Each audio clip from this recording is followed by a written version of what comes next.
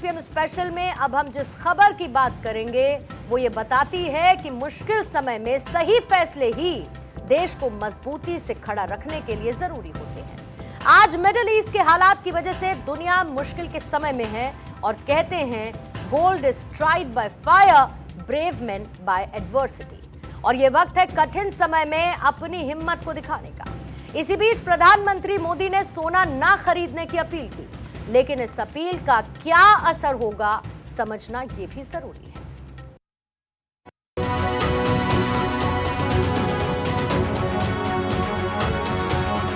Middle east का महायुद्ध पूरी दुनिया पर असर दिखा रहा है। इस जंग के बीच दुनिया के देशों के सामने अपनी अर्थव्यवस्था को बचाने की चुनौती है और इस चुनौती के लिए डट कर खड़ा है भारत।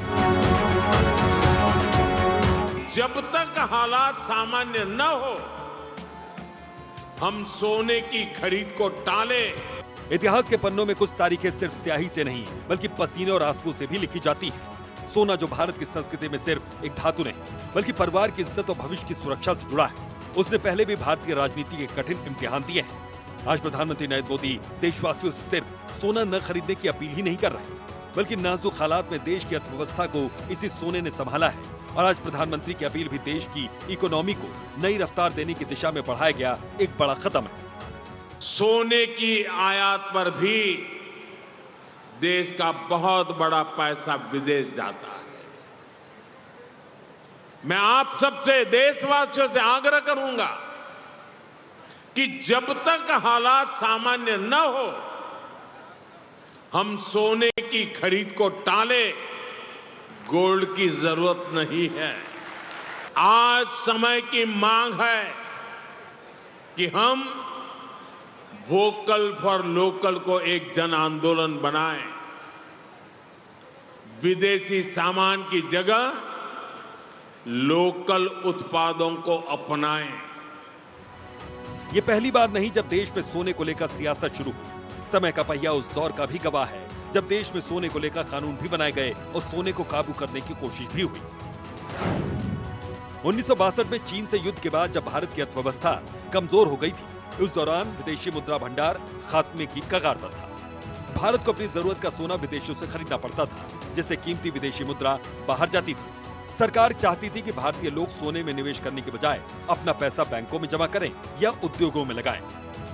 इसके बाद इंदिरा सरकार ने 1968 में सोने की खरीदारी को काबू करने की कोशिश की, जिसके लिए तत्कालीन सरकार की तरफ से गोल्ड कंट्रोल एक्ट पेश किया गया। यह कानून इतना सख्त था कि इसने आम आदमी से लेकर सुनारों तक की कमर तोड़ दी थी। इसमें आम नागरिकों को घर में एक निश्चित सीमा से ज्यादा सोने के सिक्के या बिस्कुट रखने की मनाही थी, लेकिन वो सिर्फ गहने रख सकते थे। गहनों के लिए सोने की शुद्धता 14 कैरेट तक ही सीमित कर दी गई थी। हालांकि भारी विरोध के बाद इसे वापस लेना पड़ा। इसके साथ ही बिना लाइसेंस के कोई भी शख्स सोने का व्यापार नहीं कर सकता था। जूलर्स को अपने पास मौजूद 1-1 ग्राम सोने का हिसाब सरकार को देना पड़ता था और एक्साइज अधिकारियों के पास असीमित अधिकार थे, जिसके चलते वो किसी भी घर या दुकान की तलाशी ले सकते थे। लेकिन इस कानून ने उल्टा असर दिखाया। लोगों ने सोने की खरीदारी नहीं छोड़ी और तस्करी के रास्ते सोने का कारोबार चलता रहा। फिर भी ये वही सोना है जिसने एक समय देश को दिवालिया होने से भी बचाया। बात 1991 की है, जब भारत का विदेशी मुद्रा भंडार लगभग खत्म हो चुका था। भारत के पास कच्चा तेल और उर्वरकों जैसी जरूरी चीजों के आयात का पेमेंट करने के लिए मुश्किल से 3 हफ्ते का ही विदेशी मुद्रा भंडार बचा था।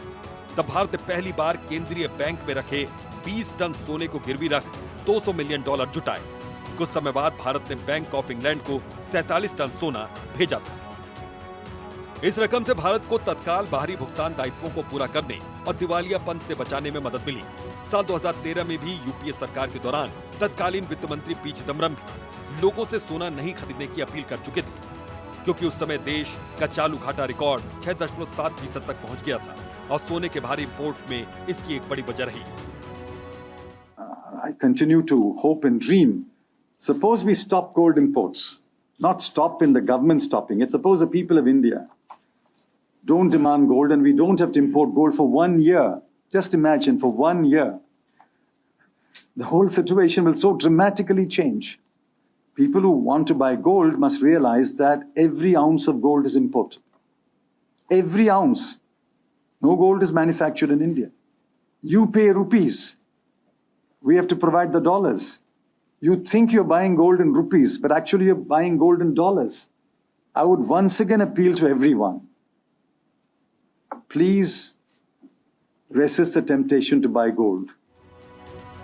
पीएम मोदी ने भी पिछले 2 दिनों में देश के नागरिकों से सोना न खरीदें, ईंधन बचाने समेत कई बड़ी अपीलें की हैं। उन्होंने लोगों से 1 साल तक गैर जरूरी सोने की खरीदारी से बचने की बात कही।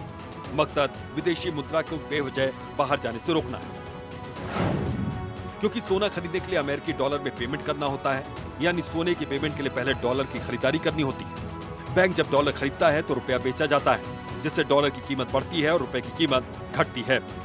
इस महंगे डॉलर से भारत को जरूरत के दूसरे सामान खरीदने पड़ते हैं और कानून के डंडे की जगह अपील के रास्ते सोने की खरीदारी को काबू करके प्रधानमंत्री मोदी देश हित से देशवासियों को जोड़ रहे हैं। इतिहास गवाह है कि कभी इसी सोने ने गिरवी रखकर देश की साख बचाई, तो कभी कानून की बेड़ियों ने इसकी चमक को कम करने की नाकाम कोशिश की थी। लेकिन आज देश मजबूरियों का नहीं, बल्कि मजबूत इरादों का भारत है। प्रधानमंत्री नरेंद्र मोदी की अपील केवल एक गुजारिश नहीं, बल्कि वैश्विक अस्थिरता के तूफान के बीच भारतीय अर्थव्यवस्था को स्वर्ण कवच पहनाने की एक दूरदर्शी रणनीति है। जब हम गैर जरूरी सोना खरीदने से परहेज करते हैं, तो हम सिर्फ अपनी बचत ही नहीं करते, बल्कि अपने रुपए की साख और देश के विदेशी मुद्रा भंडार को भी महाशक्ति बनाते हैं। कानून के डंडे से नहीं, बल्कि जन भागीदारी और राष्ट्रभक्ति के संकल्प से अर्थव्यवस्था की स्वर्णिम यात्रा को सफल बनाना ही अब हर भारतीय का ध्येय है। Bureau report, Bharat 24।